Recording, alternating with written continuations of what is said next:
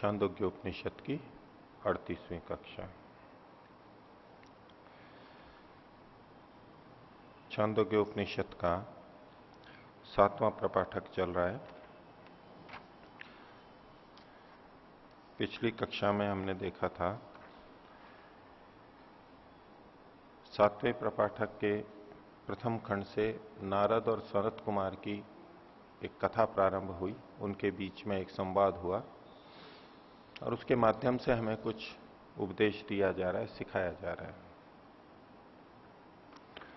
नारद बहुत सारी विद्याओं को, 19 विद्याओं को पढ़ चुके थे, लेकिन शोक से निवृत्त नहीं हुए थे और वो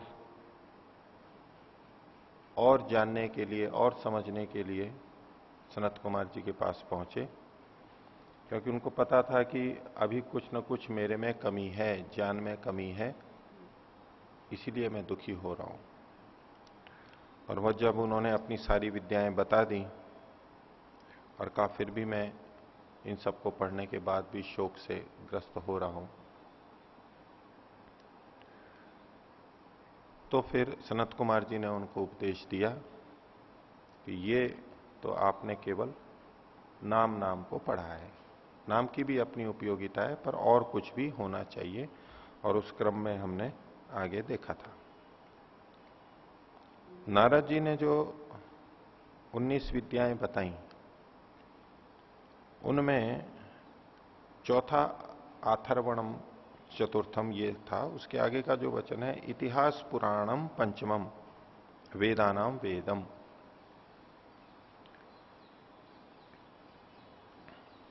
तो इसको कुछ लोग ऐसे भी अर्थ करते हैं कि इतिहास और पुराण ये पांचवा वेदों के वेद, इस पांचवें वेदों के वेद को, पीछे जो मैंने आपको बताया था वो इतिहास पुराणम पंचमम, इतिहास पुराण ये पांचवा हो गया, और वेदानाम वेदम ये एक अलग विद्या, पांचवे के बाद में ये छठा क्रम आया, वेदानाम वेदम। और कुछ लोग इसको इतिहास पुराण को एक मानते हुए ये पांचवा, और इसका एक विशेषण दे दिया, ये वेदों का भी वेद है, पांचवा वेद है। और लोक में बहुत लोग बोलते भी हैं ऐसा कि इतिहास और पुराण पांचवें वेद हैं। और इतिहास के अंदर रामायण महाभारत को ले लेते हैं, क्योंकि वो हमारी प्रसिद्ध पुस्तकें हैं, तो उनको पांचवा वेद के नाम से भी कई बार कह देते हैं। वो इस तरह के वचनों से आता है। लेकिन अधिकांश टीकाकारों ने वेदानाम वेदा को अलग ही लिखा है। इतिहास पुराणम पंचमम, ये इतिहास पुराण को पांचवा और वेदानाम वेदम को अलग से गिना है। यहां तक कि शंकराचार्य जी ने भी वेदानाम वेदम को अलग लिखा है, और वेदानाम वेदम से उन्होंने व्याकरण का ग्रहण किया है, संस्कृत व्याकरण का ग्रहण किया है। और बाकी भी जो वेदांग हैं जिनका यहां पर अलग से उल्लेख आ गया है, उसके अतिरिक्त जो बचते हैं उन सबका भी ग्रहण इसमें हो जाएगा। लेकिन उन वेदांगों में भी व्याकरण को मुख्यता से यहां पर ग्रहण किया है शंकराचार्य जी ने। कारण ये कि व्याकरण से ही इन वेदों को जाना जाता है। इनको जानने का जो उपाय है, वेदों को जानने समझने का जो मुख्य उपाय है, इस रूप में उसको व्याकरण को ग्रहण किया है। तो फिर भी कुछ इन सबको मिलाकर के जब एक मानेंगे, यानी इतिहास पुराणम पंचमम वेदानाम वेद, इस सारे को मिला के एक विद्या को मानेंगे, तो कुल मिला के 18 विद्याएं हो जाएंगी, और वेदानाम वेदा को अलग करेंगे तो 19 हो जाएंगी। ये थोड़ा दृष्टिकोण भेद या व्याख्या भेद हो सकता है, पर हमें जो यहां सार क्या देखना है, वो बहुत सारी विद्याओं के जाता थे। अब कोई इनसे अतिरिक्त भी विद्याओं को गिना दे तो गिना दे, हो सकती हैं कुछ, या तो इनमें अंतर्भावित हो जाएंगी, कुछ अलग भी हो सकती। लेकिन वो इतनी सारी विद्याओं के, इतने सारे प्राचीन शास्त्रों के अध्येता थे, उनको पढ़ा था उन्होंने, उनको याद कर लिया था, एक प्रारंभिक जो होता है वो कर लिया था उन्होंने। तो सनत कुमार जी ने कहा कि नाम की जहां तक गति है वहीं तक ही ये जाएंगे, शब्द की जहां तक गति है उसको नाम की उपासना करनी चाहिए, निषेध नहीं कर रहे हैं, निंदा नहीं कर रहे हैं। और उससे बढ़कर के उन्होंने फिर वाणी को कहा था, यानी शब्द वाक्य हैं उनके जो अर्थ होते हैं वो और ज्यादा महत्वपूर्ण होते हैं, लेकिन उसकी भी अपनी सीमा है। उसके बाद भी व्यक्ति शोक से तर जाए ये आवश्यक नहीं है। तो उसके बाद अगली चीज बड़ी बताई थी मन, यानी मनन, विचार विमर्श, खूब उहापोह। ये जो मनन है वो शब्दार्थ से भी बढ़ करके है और इसके बिना उनका आधार नहीं होता है। और मनन से भी बढ़ के बताया था संकल्प को। ये मनन भी बहुत कर लिया, शब्द भी जान लिए, अर्थ भी जान लिया और मनन भी कर लिया, लेकिन संकल्प नहीं हुआ। और संकल्प नहीं हुआ तो फिर कमी रहने ही वाली है। तो संकल्प से संबंधित हमने थोड़ा देखा था कि संकल्प होता है तो ये सारी चीजें हो जाती हैं। संकल्प होता है तो मनन भी हो जाता है, संकल्प होता है तो अर्थ भी आ जाते हैं, और फिर शब्दों को भी जो जाना है वो भी, ये सब संकल्प पर आश्रित है। तो इसी बात को आगे अभी हम प्रारंभ करेंगे। चौथे खंड का दूसरा प्रवाक संकल्प के बारे में ही कुछ और विशेषता महत्ता को बता रहे हैं। पिछले पाठ में से किन्हीं को कुछ पूछना है तो पूछ सकते हैं, पूछिए। ओम। सप्तम प्रपाठक के पहले खंड का दूसरा प्रभाग, इसमें जो अंत में एक शब्द आया है, सर्प देव जन विद्याम एतद भगवो अध्येमी। तो ये सर्प विद्याम, देव विद्याम, जन विद्याम, ये अलग अलग लगेगा या फिर ये एक ही है सारा? नहीं, इसको सर्प विद्या को अलग और देवजन को अलग ऐसे कर किया है। सर्प विद्या एक हो गई और देवजन विद्या अलग हो गई। सर्प विद्या, देव विद्या, जन विद्या ऐसे नहीं, देवजन विद्या इस रूप में लिया गया है। और उसमें विभिन्न जो कलाएं हैं उनका ग्रहण किया गया, क्योंकि देव विद्या ये ऊपर कह चुके हैं।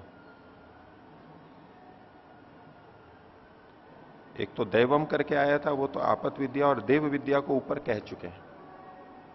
देव विद्या, इसलिए देव जन ये इकट्ठा है। देवजन यानी विशेष लोग जो होते हैं उनमें जो विद्याएं रहती हैं, बहुत विद्वान होते हैं, जानकार होते हैं, समझदार होते हैं, कुछ विद्याएं उन्हीं में रहती हैं। जन सामान्य में वो उतनी नहीं रह पाती हैं। उन लोगों के पास समय भी होता है, धन साधन भी होते हैं, और उसमें उन विद्याओं के सोचने, विचारने, करने में वो लगे रहते हैं, तो भी उनके जीवन में बाधा नहीं आती है। और सामान्य व्यक्ति वो तो अपनी रोजी रोटी में ही अधिक लगा रहता है। तो ऐसे में वो इन गंभीर चीजों के लिए समय नहीं निकाल पाता। जैसे साहित्य है, साहित्य का भी अपना आनंद होता है, सूक्ष्मता होती है, बुद्धि तीक्ष्ण होती है, समझ बढ़ती है, लेकिन जन सामान्य उसके लिए समय नहीं निकाल पाता। जो इसी में ही मेहनत में लगा है, अपनी आपूर्ति में, घर परिवार में ही संलग्न है, वो शांति से बैठ ही नहीं सकता है। 10 समस्याएं रहती हैं और समय भी नहीं निकाल पाता है, थक जाता है। और जो उनके पास निश्चिंत रहते हैं वो फिर ऐसी रचनाएं करते हैं। बिना निश्चिंतता के ऐसी रचनाएं सामान्यतः नहीं हो पाती हैं। तो ये जो सारी देवजन विद्याएं हैं, ललित कलाएं हैं तरह तरह की, जो सामान्य जनता तो कहेगी केवल शौक है इनके, और क्या है, उससे कोई उत्पादन तो होता नहीं है सीधा सीधा, कोई धन भी नहीं कमाया जाता, बस ठीक है अपने आनंद के लिए करते हैं। वो उसको अभिजात्य वर्ग करता है, अधिक श्रेष्ठ लग करता है, देवजन हो गए वो उनके। तो एक का है। इसमें एक ये ब्रह्म विद्या शब्द जो है ना, ब्रह्म विद्याम, उसको शंकराचार्य जी ने वेद विद्या लिखा है। ब्रह्म विद्या को, ब्रह्म शब्द वेद के लिए भी आता है, तो ब्रह्म विद्या को उन्होंने वेद विद्या लिखा है। अब इसमें लेकिन ये विचारने की बात आएगी कि ऊपर ऋग्वेद, यजुर्वेद, सामवेद, अथर्ववेद चारों के नाम आ चुके हैं। अब अगर इसको ब्रह्म विद्या को वेद विद्या कहते हैं तो दोनों में कुछ भिन्नता देखनी पड़ेगी। वो जो 4 हैं वो वेद विद्या से भिन्न क्या है, ये क्या तात्पर्य, ये खोलने की बात हो जाएगी। लेकिन उन्होंने इसको वेद विद्या की तरह से खोला है शंकराचार्य जी ने। उसका भेद को तो मेरे को पता नहीं लग पाया क्या अंतर है। और कुछ पूछना? हाँ जी, इसी में आगे जो शब्द आया अध्येमी, हाँ, तो अध्येमी शब्द वैसे यहाँ पर एक धातु है, तो ये स्मरण करने अर्थ में आता है। अध्येमी मतलब स्मरण किया मैंने इनको। तो अगर केवल रटा रटा मात्र है उसको ही लेंगे या फिर? मुख्यता तो वही होनी चाहिए। अब थोड़ा बहुत वैसे समझ लिया हो तो एक अलग बात है, क्योंकि आगे जो इन्होंने मनन आदि और ये सारी चीजें बताई हैं उससे ऐसा लगता है कि ये केवल उन्होंने स्मरण किया है प्रारंभ का, इतना। उसको अध्ययन या अध्ययन के रूप में कहा जाता है, प्रचलित है, खासतौर से वेदों के संदर्भ में, औरों के लिए नहीं, लेकिन वेदों के संदर्भ में। अब मान लो ये व्याकरण को कहेंगे, तो व्याकरण को अध्ययन किया, इसका मतलब है बस केवल अष्टाध्यायी याद किया या व्याकरण के सूत्र याद किए, इतना ही हम ले पाएंगे। तो कुछ ना कुछ तो व्यक्ति फिर भी सीखता ही है उस सबको करते करते भी। तो पर फिर भी हाँ, ये शब्द मात्र पर ही केंद्रित है। नाम नाम जो कहा गया है तो वो स्मरण के रूप में हम समझ सकते हैं, और उसमें भी वो ये समझने लग गया है कि ये शब्द कैसे बना है, किस लकार का है, किस वचन पुरुष इत्यादि जो चीजें कुछ देखी जाती हैं शब्द की दृष्टि से, उसमें वो कुछ अच्छा हो गया है। स्वर आदि भी धर्म माने जाते हैं उनके, उनको भी ले सकते हैं हम, स्वरों को।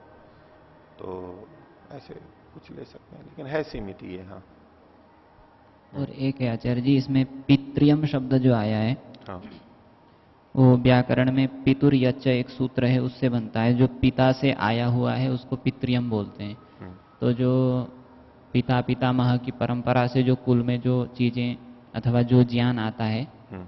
तो उसको भी पितृयम शब्द से लिया जा सकता है। ले सकते हैं, पर इसमें वहां से आया हुआ वो क्या चीज है ये हमारे को खोलना होगा। पितरों से जो आया है वो क्या चीज है, व्यवहार को ले सकते हैं। यहां जैसे पितृयम के अर्थ सबने यही किए हैं कि जो पितरों से संबंधित है, सेवा शुश्रूषा इत्यादि जो भी हम उनका ध्यान रखते हैं वो, इसको दूसरे शब्दों में हम शिष्टाचार बोल देते हैं। बड़ों का जो आदर सम्मान सेवा आदि है उसी को हम एक शिष्टाचार और व्यवहार की, भाई व्यवहार को जानता है, व्यवहारिक व्यक्ति है, उसको लेते हैं।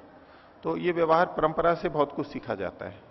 जहां हम रहते हैं, जिनके बीच रहते हैं, माता पिता, गांव, उससे व्यक्ति स्वतः ही देख देख करके थोड़ा सुन के सीखता चला जाता है। तो ठीक है, वहां से आया हुआ भी अर्थ लेते हुए यदि हम इसको सेवा आदि से संबंधित भी ले लेते हैं तो किया जा सकता है, कोई आपत्ति नहीं है। शब्द तो संगत हो जाएगा वहां पर।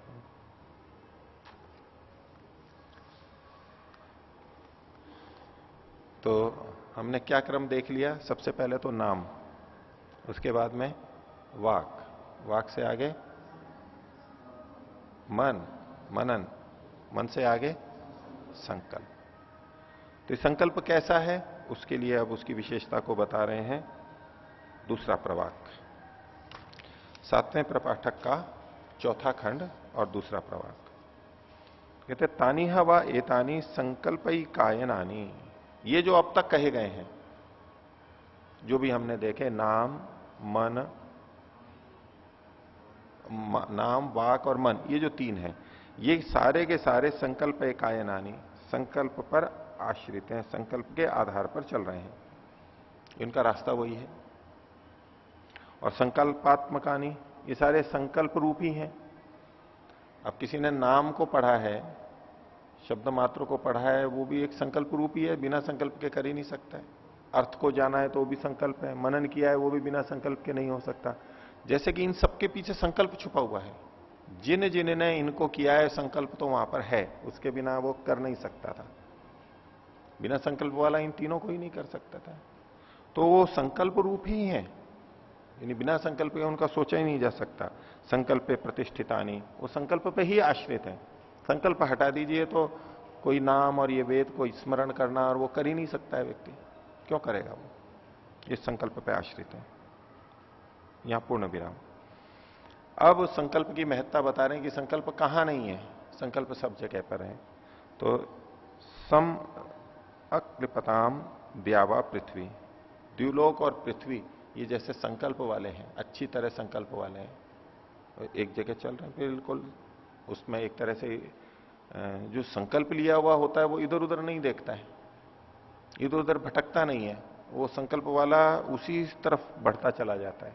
ये विशेषता होती है।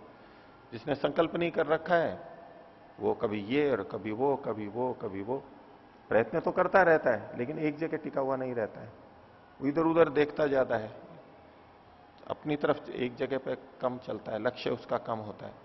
तो ये द्युलोक और पृथ्वीलोक ऐसे प्रतीत होते हैं जैसे कि ये संकल्प वाले हैं, ये अपने काम में लगे हुए हैं, लगातार एक ही संकल्प वाले हैं, क्योंकि उनकी स्थिति को देख के लगता है कि संकल्प तो हुआ है इनका। किसी को हम सूर्य चंद्र की तरह से एक तरह से घूमता हुआ देखें तो यूं लगता है जैसे कि ये एक काम में लगा हुआ है, तो कुछ संकल्प लिया हुआ है इसने, ऐसा हमें आभास होता है। तो इन जड़ वस्तुओं में, देवताओं में परिकल्पना कर रहे हैं ये। तो समकल्पताम द्यावा पृथ्वी, समकल्पेताम वायुश्च आकाशम च, वायु और आकाश भी जैसे संकल्प वाले हैं। सम अकल्पनता आपश्च तेजश्च, ये जल और तेज ये भी जैसे संकल्प लिए हुए हैं। तो ये जो सारी चीजें हैं, ये जो बड़ी बड़ी चीजें बता दी, ये जैसे संकल्प वाली हैं। अब इनका संकल्प कैसे पूरा हो? तो कहा तेषाम संकल्पते वर्षम संकल्पते, इनके संकल्प के लिए वर्षा संकल्प करती है, वृष्टि जो होती है वो भी संकल्प वाली है।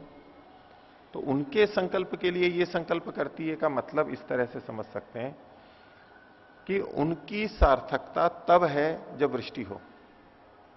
आकाश, वायु, जल, तेज, इन सब का जो सम्मिश्रण है, इन सब का जो योग है, उसके कारण से वृष्टि हो पाती है। अगर वो नहीं हो तो वृष्टि नहीं हो सकती। तो वृष्टि का जो संकल्प है, वृष्टि जो जिस तरह से होती रहती है, बार बार से यथा समय होती रहती है, ये जो है, इससे ये जैसे ऐसे है ये संकल्प इसका, जैसे उसके संकल्प के लिए, उनके संकल्प के लिए, उनके संकल्प की पूर्ति के लिए हो, उनके सामर्थ्य को बताने के लिए हो। यदि वृष्टि नहीं होती है तो ये सूर्य, चंद्र आदि जो पीछे बताए, मान लो जल है, तेज है, वायु, आकाश, द्यावा पृथ्वी, इनका संकल्प नहीं रहेगा। उनके संकल्प की सार्थकता तब है जब ये हो जाए। अगर जल है, तेज है, लेकिन वृष्टि नहीं हो रही है, होगा कहीं जल, वायु बह रही है, आकाश है, लेकिन जल नहीं हो रहा है, वृष्टि नहीं हो रही है, तो वृष्टि का होना, वृष्टि अपने आप में एक संकल्प की तरह से है, जैसे ये संकल्प वाली है, और उनके संकल्प के लिए इसका संकल्प है, उनके संकल्प के लिए इनका संकल्प है। अर्थात ये बड़े थे और ये बाद का है, तो उनके संकल्प के लिए इसका संकल्प है। इसका मतलब क्या हुआ? जैसे कि कोई किसी बड़े व्यक्ति के संकल्प के अनुरूप कोई छोटा व्यक्ति चल रहा हो, तो वो क्या कहेगा कि मेरा संकल्प किसके लिए? उनके संकल्प के लिए, उनके संकल्प की पूर्ति के लिए। उन्होंने ये संकल्प कर रखा है, उसकी पूर्ति के लिए मैं लगा हुआ हूं। संकल्प तो इसने भी किया है, लेकिन ये संकल्प किसके लिए? उनके लिए। और उस बड़े व्यक्ति का संकल्प कब पूरा होगा? जब ये छोटे व्यक्ति अपने संकल्प को करेंगे। ये नहीं करेंगे तो बड़े का भी संकल्प नहीं होगा। एक नेता होता है, लाखों करोड़ों लोग उस संकल्प की पूर्ति के लिए लगे रहते हैं। तो इनका संकल्प किसके लिए है? बोले उनके लिए है। अपने आप में संकल्प होते हुए भी ये कहा जाता है उनके लिए। मान लीजिए कोई एक बड़ा अभियान चला, स्वच्छता अभियान हुआ, चाहे भौतिक गंदगी का हो, चाहे भ्रष्टाचार वाला हो, जो भी एक बड़ा अभियान हुआ, वो एक संकल्प लिया व्यक्ति ने, एक नेता ने, एक प्रेरणा पुरुष ने। अब बाकी सब जने उसी के अनुसार चल रहे हैं, उनका अपना अपना संकल्प है, लेकिन फिर भी यूं कह सकते हैं ना, वो खुद भी कह देते हैं ये हम तो ये सब कह रहे हैं, उनका वो संकल्प पूरा होना चाहिए। यद्यपि ये इनका अपना भी है संकल्प, वो भी चाहते हैं कि अच्छा हो, लेकिन एक प्रतीक बन जाता है कि उनके लिए हमारा ये संकल्प है, उनके संकल्प की सार्थकता के लिए हमारा संकल्प है। ऐसा कुछ इस तरह से देखिए। तो तेषाम संकल्प ही वर्षम संकल्पते, ये वर्षा जो संकल्प कर रही है वो उनके संकल्प के लिए है, वो पूर्ति हो जाए, वो सार्थक हो जाए। अगर वर्षा नहीं होगी तो ये सारे व्यर्थ हो जाएंगे पीछे वाले। आगे वर्ष से संक्लिप्त्या अन्नम संकल्पते, अन्न भी संकल्प ले रहा है। अन्न भी जैसे संकल्प वाला है कि मैं ऐसा ऐसा पोषण दूंगा, और ये सब बिना संकल्प के कैसे हो रहा है ये? तो अन्न भी जैसे संकल्प वाला है। एक कवि की कल्पना है, संकल्प को कितना बढ़ा करके देख रहा है वो। तो अन्न का संकल्प किसके लिए? वर्षा के संकल्प के लिए, वर्षा के संकल्प की सार्थकता के लिए। अब वृष्टि तो हो जाए लेकिन अन्न नहीं हो, तो ऐसी वृष्टि किस काम की? वो वृष्टि बड़ी संकल्प से हुई है, अब अन्न नहीं हुआ तो उस वृष्टि का संकल्प किस काम का? अन्न ही नहीं हुआ तो। वृष्टि तो हमें इसलिए प्रिय होती है क्योंकि अन्न होता है उससे। तो वृष्टि के संकल्प के लिए अन्न संकल्प कर रहा है। और देखिए अन्न से संकल्प ही प्राणा संकल्पनते, अन्न के संकल्प के लिए प्राण संकल्प कर रहे हैं। यदि प्राण नहीं चले, अन्न तो खा लिया लेकिन प्राण नहीं चले, उससे हमारे को शक्ति नहीं मिले, प्राण नहीं मिले, तो वो अन्न क्या हुआ? तो अन्न का संकल्प पूरा हो, उसकी सार्थकता हो, उसके लिए ये प्राण है, प्राण जैसे संकल्प किए बैठा है। और प्राणानाम संकल्प्य मंत्र संकल्पन्ते, प्राण के संकल्प के लिए मंत्रों ने संकल्प कर रखा है। मंत्र का मतलब विचार, बिना विचार के प्राण ही नहीं हो सकते।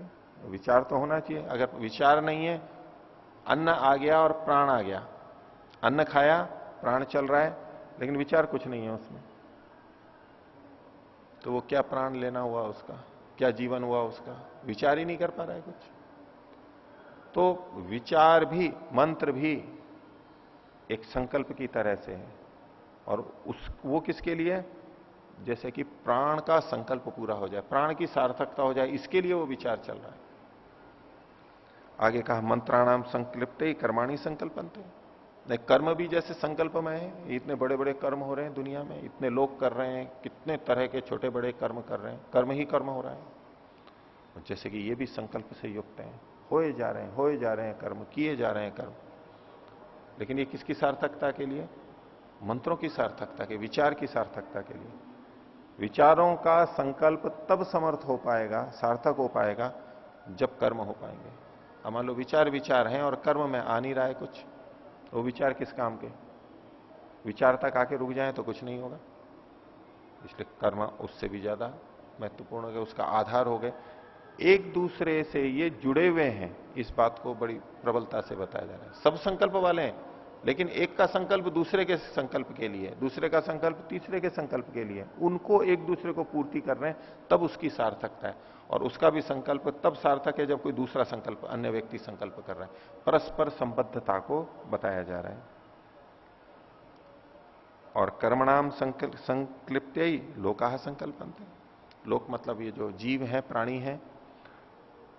तो कर्म होगा तो विचार सार्थक होंगे। और कर्म के लिए, कर्म करने के लिए किसको संकल्प करना होगा? लोगों को, जीवों को संकल्प करना पड़ेगा, प्राणियों को। अगर वो संकल्प नहीं करेंगे तो कर्म हो सकते हैं क्या? कर्म का कोई अस्तित्व ही नहीं है फिर तो जीव इसलिए संकल्प करते हैं ताकि कर्म का संकल्प पूरा हो सके, कर्म सार्थक हो सके, कर्म किए जा सके, कर्म का अस्तित्व आ सके, इसके लिए लोग संकल्प लेते हैं। तो कहां से चले थे? देखिए, ऊपर से, द्व्युलोक से, पृथ्वीलोक से, वायु, आकाश, जल, तेज, वृष्टि, अन्न, प्राण, चलते चलते मंत्र, और फिर कर्म, ये चलते चलते फिर लोक पे आ गए। इन सब का आधार लोक हुआ, लोक का संकल्प हुआ। वो अगर हो पा रहा है तो बाकी सब ठीक है, और मनुष्य का संकल्प नहीं हो रहा है तो ये सब चीजें व्यर्थ हैं। वृष्टि भी हो रही है, अन्न भी आ रहा है, प्राण भी चल रहे हैं, मंत्र भी हो गया, लोगों का संकल्प नहीं है तो कुछ नहीं है। लेकिन अब इसके बाद में एक बात और कह रहे हैं कि लोकस्य संकल्पते सर्वम संकल्पते, इस लोक के संकल्प के लिए ये सारे के सारे संकल्प कर रहे हैं। अभी तक उनके संकल्प के लिए ये, इनके लिए ये, उनके लिए ये, एक एक करके आ रहे हैं। और लोक उन सब पीछे वाले के सबसे नीचे लोक आ गया है, जैसे कि ये सबसे छोटा हो।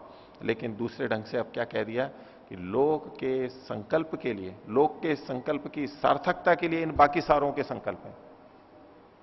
ये अन्न, ये वृष्टि, ये कर्म, ये विचार, ये सब किसके लिए? लोक के लिए, जीव के लिए, जीवित व्यक्ति के लिए है। ये सब इसके लिए है, बाकी ये सब आपस में एक दूसरे के लिए नहीं है वास्तव में। ये प्राणी के लिए, जीव के लिए है, जीवन के लिए है। तो लोकस्य संकल्पते ही सर्वम संकल्पते, तो सबको देखो संकल्प मैं बता दिया, हर जगह संकल्प ही संकल्प है। तो कहा स एषः संकल्प, यही संकल्प है। और संकल्पम उपासव, संकल्प की उपासना कर, यह भी बहुत आवश्यक है। और हम छोटा बड़ा अपने अपने हिसाब से कुछ ना कुछ संकल्प करते ही हैं। बिना संकल्प वाला कौन है? जिसको हम कहते हैं कि इसका कोई संकल्प ही नहीं है, वो बड़ा संकल्प नहीं है, छोटा मोटा तो कुछ ना कुछ होता ही है। अधिकांश का मिलेगा कुछ ना कुछ। जीवन का संकल्प नहीं है, वर्ष का संकल्प नहीं है, तो व्यक्ति का एक दिन का तो संकल्प होगा। और कुछ नहीं तो भोजन करना है उसको, तो भोजन के लिए भी तो कुछ संकल्प करेगा, उठेगा, खाना बनाएगा, कुछ खरीद के लाएगा, ये कुछ ना कुछ तो करेगा वो। पानी भी पीना है तो कुछ चल के जाएगा, पानी पिएगा, निकालेगा, तो वो बिना संकल्प के थोड़ा ना क्रिया हो पाएगी। नहीं, कुछ ना कुछ तो होगा ही, विचार भी होगा, संकल्प भी होगा। तो संकल्पमय है, हम संकल्प करते ही रहते हैं छोटे बड़े। और वो बड़े बड़े संकल्प होते हैं जिनको हम संकल्प के नाम से कहते हैं, बाकी को तो हम संकल्प कहते ही नहीं है।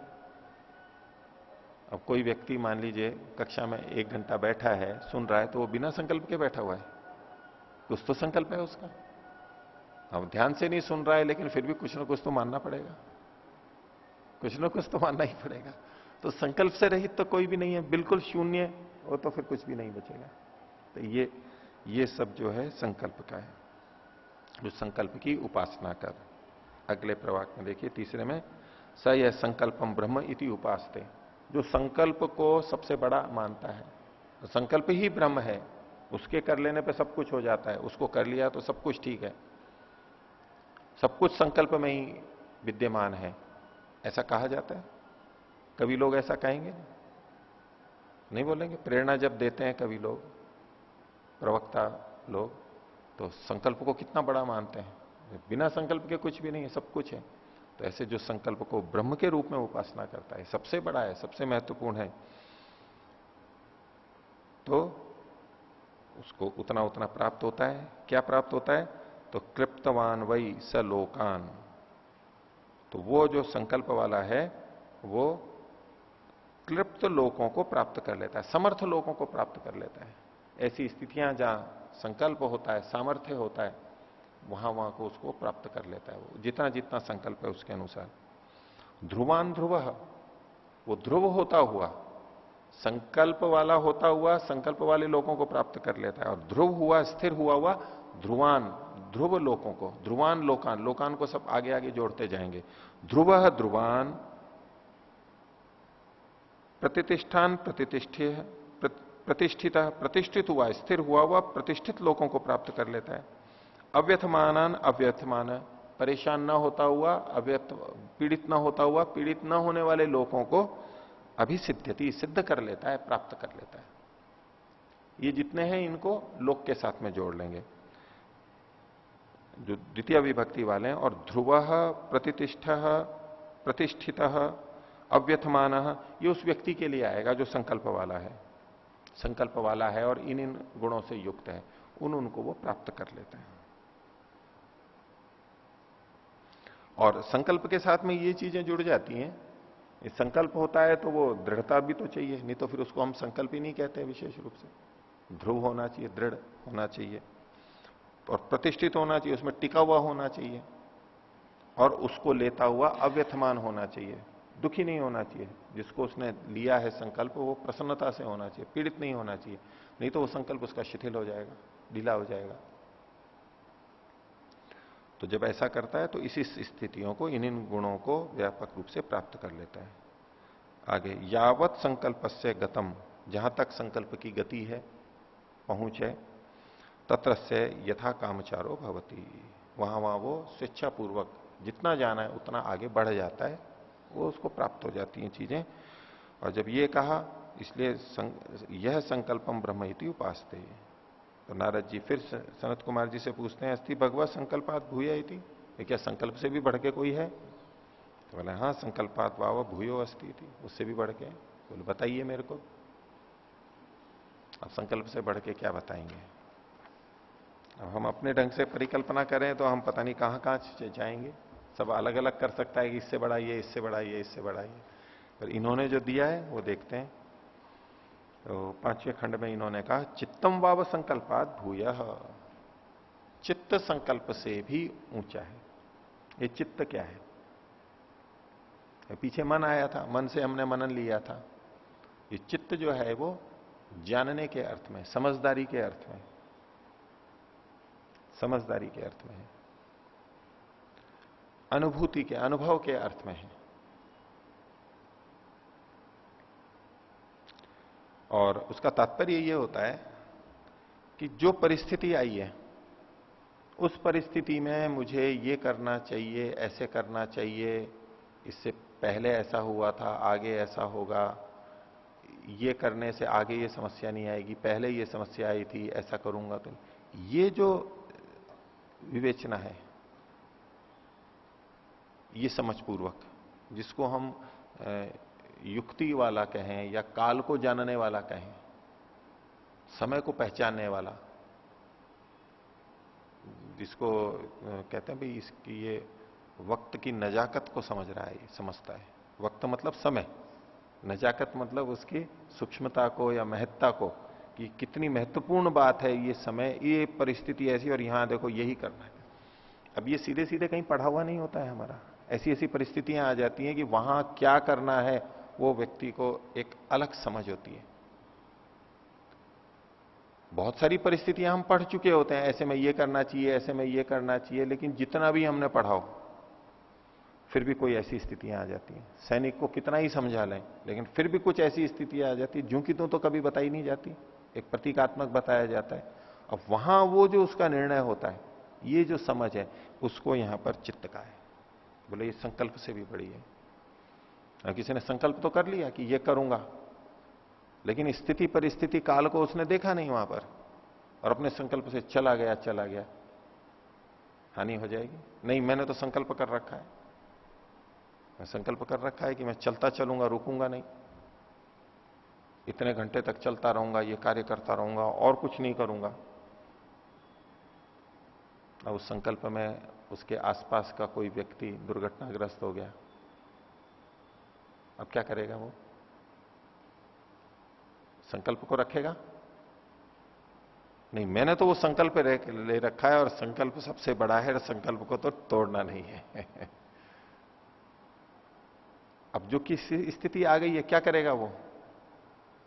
तो संकल्प से भी बढ़ करके ये चित्त है, संवेदनशीलता है कि मैं क्या रह रहा हूं, कहां रह रहा हूं, क्या हो रहा है, उसके लिए करना, उसके लिए संकल्प को भी किया जा, संकल्प बदले जा सकते हैं। इस संकल्प से भी बढ़ के, जिसने संकल्प तक चला गया, सब कुछ जान लिया, वो भी असफल रह जाएगा।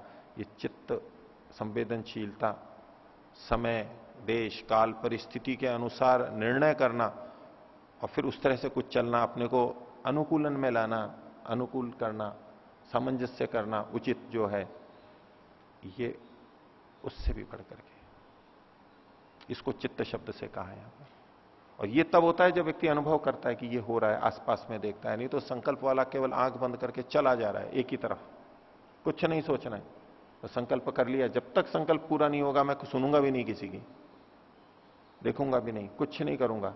एक दृष्टि से गुण भी है ये, लेकिन कोई परिस्थिति विशेष आ गई और वो नहीं, दृढ़ है कि मैं तो संकल्प ही पूरा करना है, कुछ भी हो जाए, दुनिया इधर से उधर हो जाए, मेरे को तो ठान के ही लेनी है।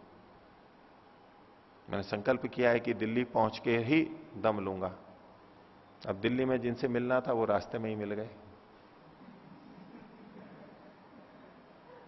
संकल्प क्या किया था? दिल्ली जाने का। और लोगों ने कहा था तुम दिल्ली नहीं पहुंच पाओगे। नहीं, मैं पहुंचूंगा अवश्य, चिंता मत करो, मैं पहुंच ही जाऊंगा। अब बीच में कोई मिल भी गया जो उसका, जिसको वहां मिलना था, तो भी नहीं, संकल्प पूरा होना चाहिए मेरा। अब ये देश, काल, परिस्थिति, समय जो आया है उसको नहीं सोच पा रहा है, तो ये जो विचार है समझना, ये संकल्प से भी बढ़ करके। तो कहा चित्तम बाबा संकल्पात भूयो, चित्त संकल्प से भी बढ़ करके। शंकराचार्य जी ने इस पर लिखा है, और लोगों ने इसकी व्याख्या नहीं की है ढंग से, वैसे ही संक्षेप से लिख दिया है, चेत, चित्त, समझदारी इत्यादि। चेत का चेतयित्रित्वम, ये शंकराचार्य जी ने लिखा, चेतयित्रित्वम। वैसे चिति संज्ञाने होता है, सम्यक ज्ञान के अर्थ में लेंगे तो उन्होंने क्या कहा, प्राप्त कालानुरूप बोधवत्वम।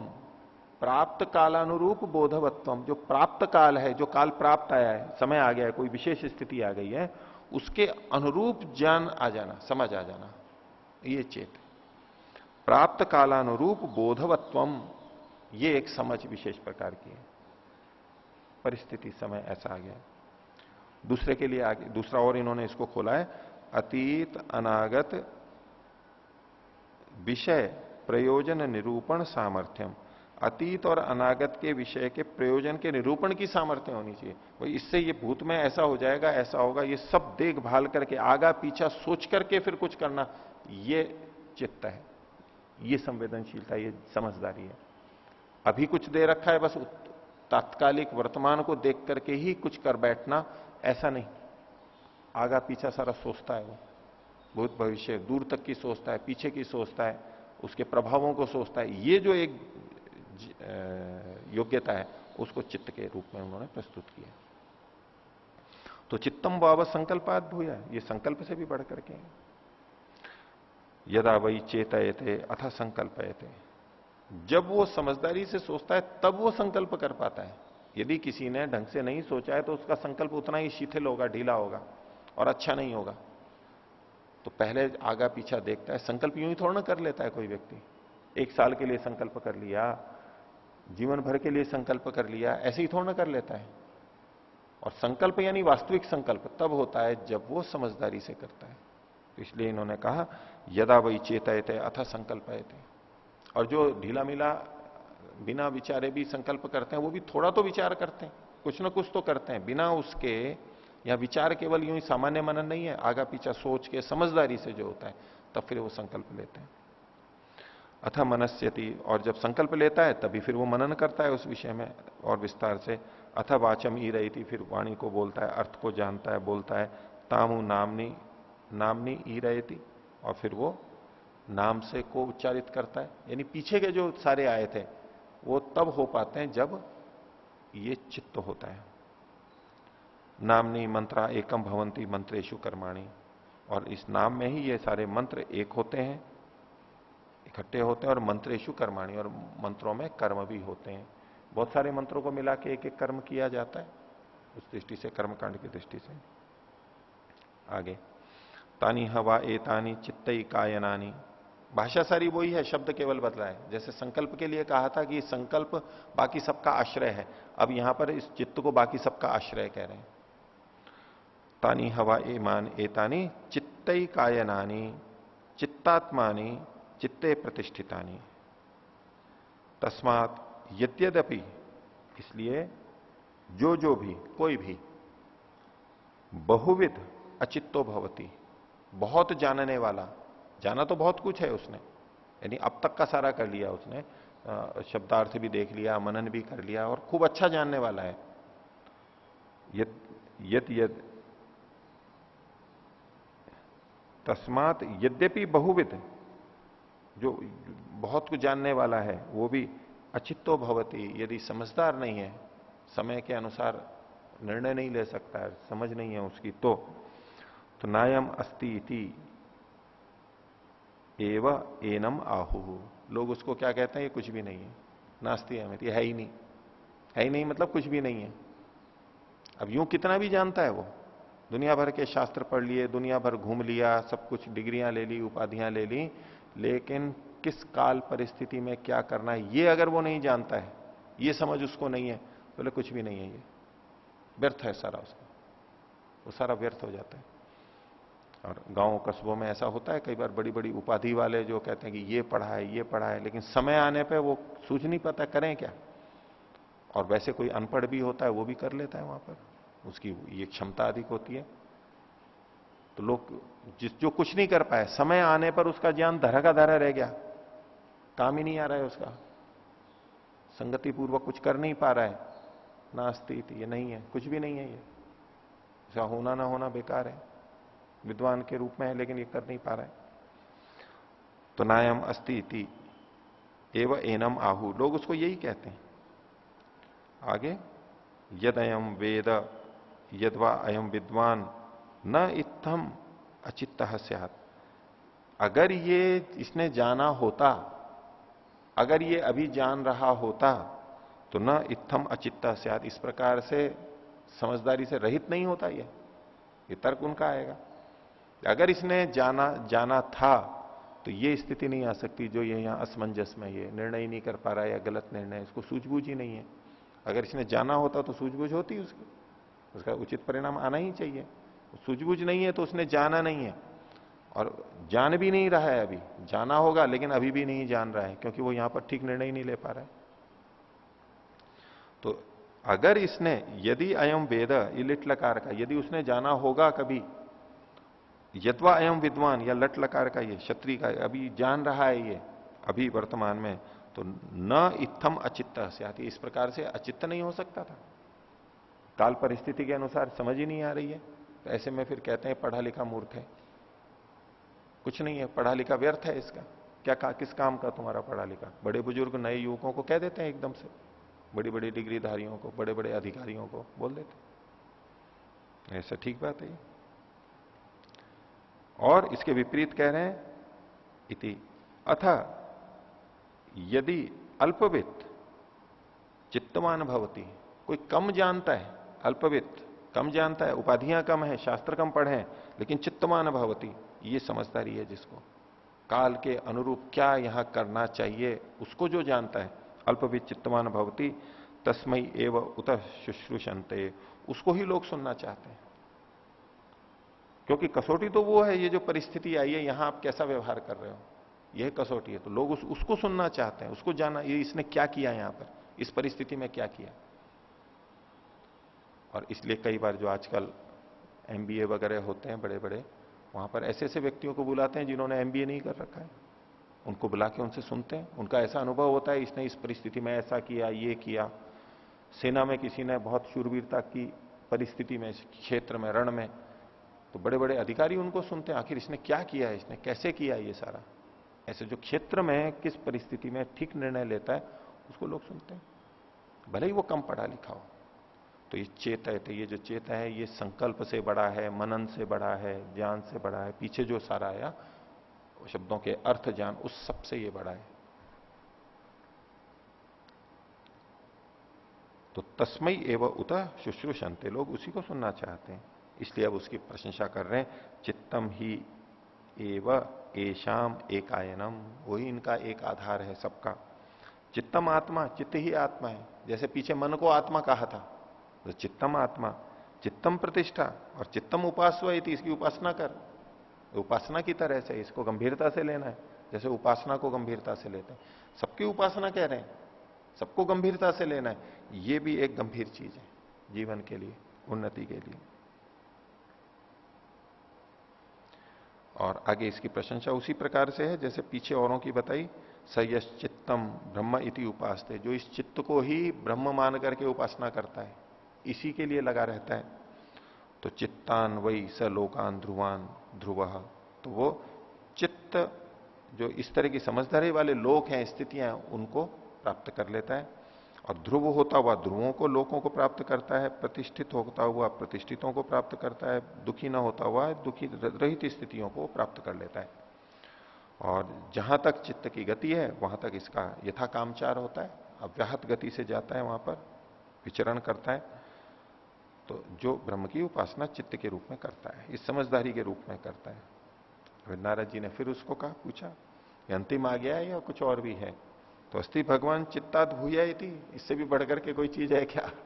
तो बोले यह चित्ताद वाव भूयो अस्ति, भाई इससे भी बढ़कर के कुछ है और है। तो बोले तन्मय ब्रूही, भगवान ब्रूही थी, बताइए भगवान मेरे को वो भी बता दीजिए। हर चीज इतनी महत्वपूर्ण है, एक एक चीज बताई जा रही है, कोई भी कम नहीं है इनमें। अब तक जो भी बताते आ रहे हैं ये सभी की उपासना है। अब उपनिषद है, ये उपासना की पुष्टि के लिए होता है। और हम किसकी उपासना सोचते हैं? ब्रह्म की उपासना मुख्य, बस वो उसके बारे में बता दे। इतनी सारी बातें और दूसरी भी बताते हैं, ये भी एक उपासना का भाग है, उपासना ही है। और एक तरह से हम ये परमात्मा की उपासना कर रहे होते हैं, इस तरह से सामर्थ्य बढ़ाते हैं, क्योंकि परमात्मा ऐसे ही चलता है, परमात्मा इन सबसे युक्त है। आगे देखिए, अब इससे भी बढ़ के क्या है? तो छठे खंड में कहा ध्यानम वाव चित्ताद भूयो, ध्यान इस चित्त से, समझदारी से भी बड़ा है। ध्यान का मतलब, ध्यान का मतलब एकाग्रता, एक ही विषय पे, एक ही चीज पे टिके रहना, ये ध्यान कहलाता है। ये प्रसंग ऐसे हैं कि प्रवचनकर्ताओं को आपने किसी को सुना भी होगा ऐसे, उनको जिसकी महत्ता बतानी हो वहां तक ये कह देते हैं, उसके आगे भी और है वो नहीं बोलेंगे। उनको मनन की महत्ता बतानी है तो छांदोग्य उपनिषद में सनत और नारद की कथा आई है, उसके अंदर बोला ये नाम से कुछ नहीं होगा, मनन इससे बड़ा है, और मन को ही ब्रह्म की तरह उपासना करो, मन सबसे बड़ा है। अब उससे ऊपर का कुछ नहीं बोलेंगे वहां तक रहेंगे। और लोगों को प्रेरणा भी हो जाती है, हाँ मनन करना चाहिए। अब किसी को संकल्प का करना हो तो वो संकल्प आएगा, देखो वहां ये कहा था, नाम से बढ़कर के मन को, मनन को, मनन से बढ़कर के वाक को, वाक से बढ़कर के, हाँ नाम के बाद में वाक, वाक के बाद में मनन, और मनन के बाद में संकल्प। संकल्प की देखो कितनी महत्ता है, संकल्प वाला क्या क्या कर लेता है, वो करके अपना प्रवचन पूरा कर सकता है। आगे का कुछ बोलने की जरूरत नहीं है वहां पर, क्योंकि उसको नीचा थोड़ा दिखाना है हमारे को, संकल्प सबसे बड़ा है। नाम से बढ़कर के शब्दार्थ ज्ञान हमारे को होना चाहिए, केवल शब्द से कुछ नहीं होता है। इतना ही प्रसंग है तो बस ये दो को लेकर के पूरा कर देगा वो अपने प्रवचन को, देखो उससे बढ़ा ये है। ऐसे ही आगे आगे आगे, और जिनको जो ध्यान प्रिय होते हैं वो कहेंगे देखो इन सबसे बड़ा ध्यान कहा गया है, ये ध्यान का क्या है। आगे का कुछ बोलने की जरूरत नहीं है उनको बोलते भी नहीं है, अपना प्रसंग से हिसाब से लेते रहते। तो देखिए पीछे वाला जो हम देख रहे थे वो कितना महत्वपूर्ण था। हर चीज हमें महत्वपूर्ण लगेगी, लेकिन बोले उससे बढ़ करके भी और कुछ। तो ध्यान हम वाव चित्ताद भूयो, चित्त से बढ़कर के समझदारी और कालज्ञता, देश काल को जानने वाला, परिस्थिति को जान, उससे भी बढ़कर के क्या है, ध्यान है। अब ध्यान की प्रशंसा कर रहे हैं, बोले ध्यान ही छोटी मोटी चीज नहीं है, हमें ही नहीं करना है। तो बोलते हैं ध्यायती व पृथ्वी, ये पृथ्वी कैसी है, जैसे कि ध्यान कर रही है। जैसे पृथ्वी और इनको हम कहेंगे ये संकल्प वाली है ऐसा लग रहा है, और दूसरे ढंग से कहेंगे तो जैसे पृथ्वी ध्यान कर रही है। कैसे ध्यान कर रही है, एक ही विषय में है बिल्कुल, और कुछ नहीं, एक ही विषय बना रखा है मन में, एक ही चीज पे टिकी हुई है, बस मेरे को ये चक्कर लगाना है, एक जगह टिकी हुई। ध्यान का मतलब यही तो होगा ना, प्रत्येक ही एकता न था भाई, एक ही विषय बना हुआ है और कुछ नहीं, विचार एक ही बना हुआ है। तो ऐसा नहीं लगता जैसे पृथ्वी एक ही विचार लिए हुए घूम रही है। तो बोले ध्यायती इव पृथ्वी, जैसे पृथ्वी ध्यान ही कर रही है। ध्यायती व अंतरिक्षम, ये अंतरिक्ष जैसे ध्यान ही कर रहा है। और ध्यायती व द्यौः, ये द्युलोक भी ध्यान ही कर रहा है। तीनों लोकों का बता दिया, पृथ्वीलोक, अंतरिक्ष लोक और द्युलोक। और ध्यायती व आपो, ये जल भी जैसे ध्यान कर रहा है। अब ध्यानी को तो सब कुछ ध्यान ही ध्यान लगेगा, किसी ये भी ध्यान कर रहा है, वो भी ध्यान कर रहा है। तो ध्यायती व आपो, ध्यायंती व पर्वता, ये पर्वत कैसे हैं, जैसे कि ध्यान कर रहे हैं। देखो कवि की कल्पना है। अब कोई उसको कुछ और भी कह सकता है, वो लगे जैसे ध्यान में बैठे हुए हैं। ध्यायती व पर्वता। और ध्यायंती व देव मनुष्य, ये देव और मनुष्य भी जो है जैसे कि ध्यान कर रहे हैं, ये सारे के सारे मनुष्य भी, कोई भी मनुष्य, सामान्य मनुष्य भी जैसे कि तो ये भी ध्यान कर रहा है। तस्माद यह मनुष्याणाम महत्ताम प्राप्नुवंती, इसलिए इन मनुष्यों में जो भी महत्ता को, बड़प्पन को प्राप्त करता है, जो कोई भी किसी भी क्षेत्र में, ध्यान आपादम आपादांशा इव एवते भवंती, वो ध्यान के आपाद अंश वाले होते हैं, ध्यान के प्राप्त अंश वाले होते हैं। यानी उन्होंने कुछ ना कुछ ध्यान का अंश अवश्य प्राप्त किया। क्या कहा, यह मनुष्याणाम महत्ताम प्राप्नुवंती, इस मनुष्यों में जो कोई भी महत्ता को, बड़प्पन को प्राप्त करता है, औरों से अधिक बनता है, वो उसने ध्यान के कुछ ना कुछ अंश को अवश्य प्राप्त किया, नहीं तो वो जा नहीं सकता था वहां पर। अर्थात इससे ये कहना चाहते हैं जितनी भी महत्ता है, बड़प्पन है, ऊंचाइयां हैं, वो ध्यान पर केंद्रित है। बिना ध्यान के नहीं हो सकता, वो ध्यान करना ही पड़ेगा, एकाग्र होना ही पड़ेगा उसको। चाहे शारीरिक क्षेत्र हो, चाहे ज्ञान का क्षेत्र हो, चाहे राजनीति हो, कोई भी क्षेत्र हो, धन का क्षेत्र हो, अनुसंधान का क्षेत्र हो, जो जिसने भी जितनी महत्ता प्राप्त की है, ध्यान के अंश को पाकर के ही की है, बिना तो उसके नहीं हो सकता था। पूरा नहीं किया ध्यान, हो सकता है कोई कह सकता है कि ये पूरी ऊंचाई पे नहीं पहुंचे हैं ध्यान की, लेकिन ध्यान का अंश तो उसमें आया है। तो यह मनुष्याणाम महत्ताम प्राप्नुवंती ध्यानापादांशा इव एवते भवंती, उसके उसे प्राप्त जैसे ही होते। इस पंक्ति को भी ध्यान को सिखाते हुए और ध्यान की महत्ता के लिए बोल सकते हैं इस पंक्ति को। ये देखो, जो भी कोई प्राप्त होता है बिना ध्यान के तो होता ही नहीं, ध्यान करना ही होता है हमारे को। इसलिए ध्यान जितना करेंगे उतनी महत्ता को प्राप्त करते जाएंगे, उतनी वृद्धि को हम प्राप्त कर लेंगे। अब जिन्होंने बड़प्पन प्राप्त किया है उन्हीं का ही नहीं, और ध्यान की महत्ता बता रहे हैं ना अभी तो, ध्यान कितना व्यापक है। तो बोले अथ ये अल्पाह, जो कम है, जो बड़े हैं उन्होंने तो ध्यान के अंश को प्राप्त ही किया है। जो छोटे हैं, जिनको हम छोटा कह रहे हैं, अल्प हैं, वे भी, कलहीना, जो कलह करते हैं वे भी, झगड़ा करते रहते हैं जो, वे भी अल्प लोगों के अंदर ही है। पिशुना, जो चुगली करते हैं पीछे पीछे, वे भी। उपवादी न, उपवादी मतलब जो निकट आकर के बोलते हैं, सामने निंदा करते हैं। पिशुन और उपवादी न में भेद किया इन्होंने। जो पीठ पीछे निंदा करता है वो तो पिशुन हो गया, चुगलखोर या निंदक कहेंगे। और उपवादी ने जो सामने बोलता है, बहुत से बोलते हैं ना कि मैं तो सामने बोलता हूं, जैसे कि कोई दोष ही नहीं है उसमें, क्योंकि पीछे बोलना तो दोष है, पीठ पीछे। सामने बोल रहा हूं तो बस ये तो अब दोष रहित हो गया।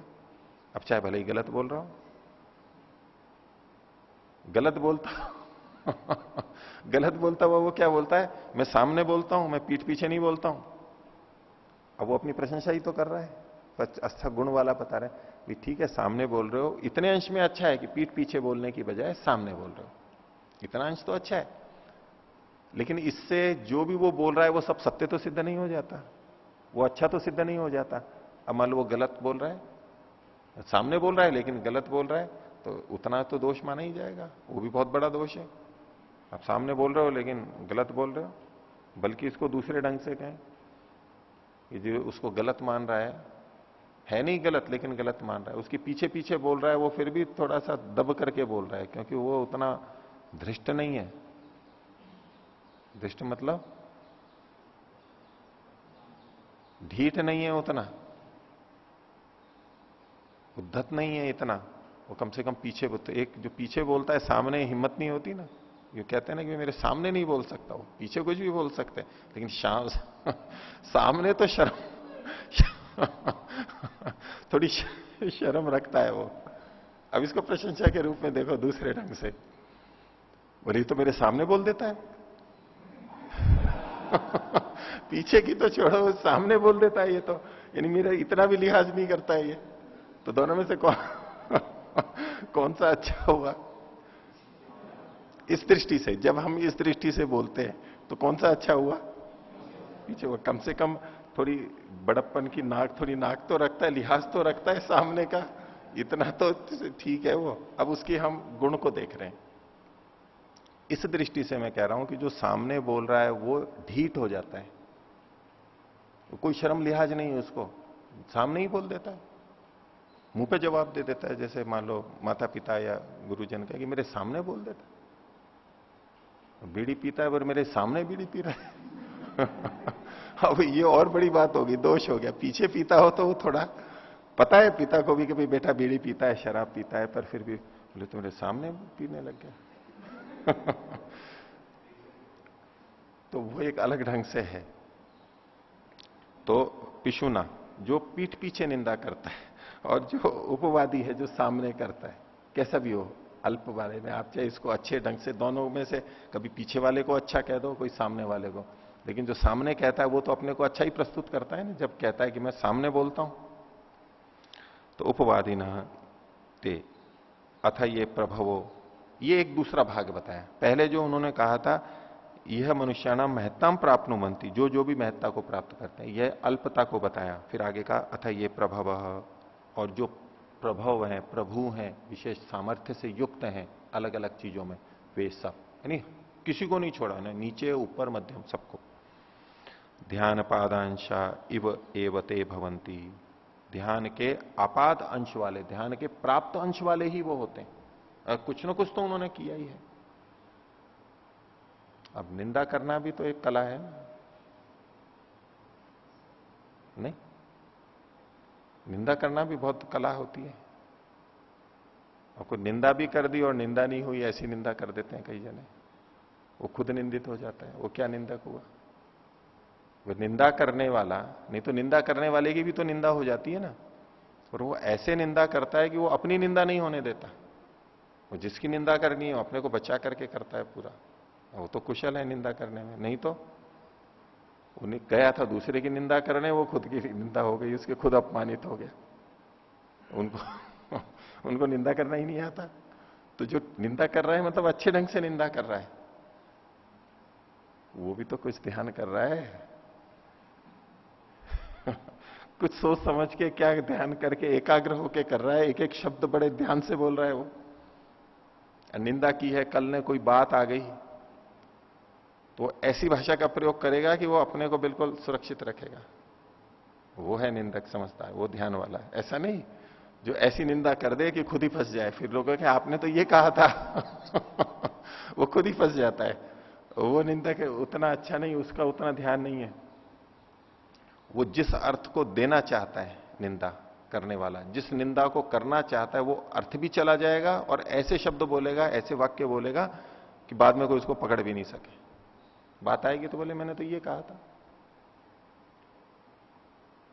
वो ऐसे नपे तुले शब्द, ऐसे नपे तुले वाक्य बोलेगा, वो निंदा में कुशल होता है। हर कोई नहीं कर पाता है, कुशल होते हैं उसमें, अभ्यास से भी होते हैं कुशल।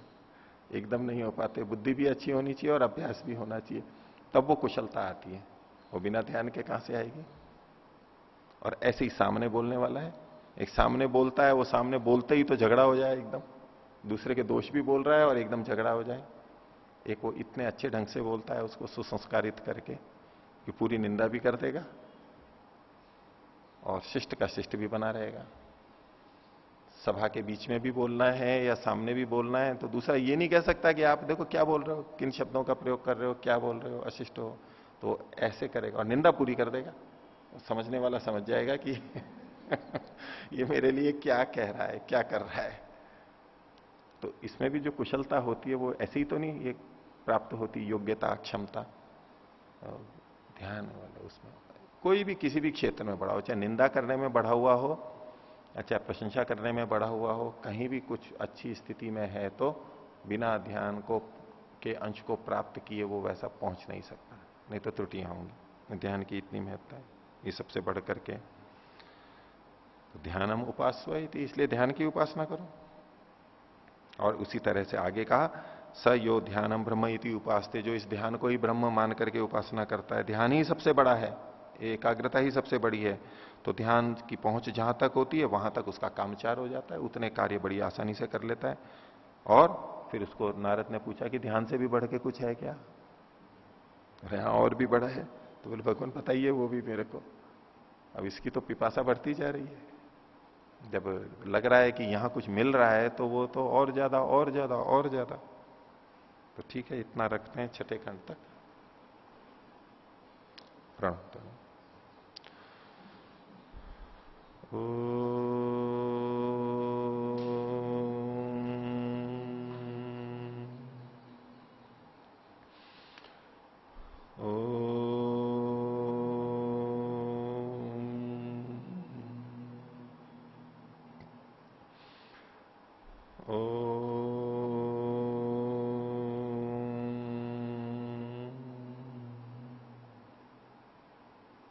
सभी को साथ भी होता है। ओम